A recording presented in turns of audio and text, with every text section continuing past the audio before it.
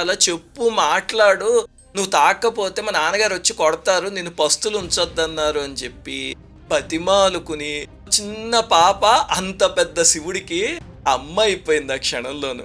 నువ్వు తాగవా, తాగకపోతే నేను ఊరుకోను అని శివలింగాన్ని పట్టుకుని ఏడ్చేసరికి శివుడికి మనస్సు కరిగిపోయి శివలింగంలోంచి వచ్చి దానన్న ఇవ్వు అని చెప్పి ఆ పాలన్నీ ఆరగించాడు. ఇలాగ రోజు పాలు తీసుకెళ్ళడం, శివుడు హాయిగా తాగేసేసి తల నిమిరి పంపించేసేవాడు. ఒకరోజు ఈ నైవేద్యం అయిపోయి ఇంటికి వస్తుంటే వాళ్ళ అమ్మ నాన్నగారు గ్రామానికి వస్తున్నారనమాట. చూసి ఎక్కడి నుంచి వస్తున్నావమ్మా అంటే ఆలయానికి వెళ్ళాను, శివుడికి పాలు నివేదించేసాను అంది. సంతోషం, ఏది మాకు కొంచెం తీర్థం ఇవ్వని చూస్తే ఖాళీగా ఉంది గిన్నె. ఇదేమిటి అంటే శివుడు తాగేసాడు అందుకే ఖాళీ అయిపోయిందండి. ఏమిటి నాటకాలు ఆడుతున్నావు నువ్వు, శివుడు ఎక్కడైనా పాలు తాగుతాడా అన్నారు. అంటే అదేంటి నాన్నగారు మీరే పెట్టమన్నారు కదా అంటే నైవేద్యం పెట్టమన్నాను అంతేగాని శివుడు పాలు తాగేస్తాడేమిటి, నువ్వు ఎక్కడైనా పారబోసి ఉండాలి అంటే లేదు నాన్నగారు శివుడు తాగాడు, కావాలంటే ఆలయంలోకి రండి శివుడినే అడుగుదురుగా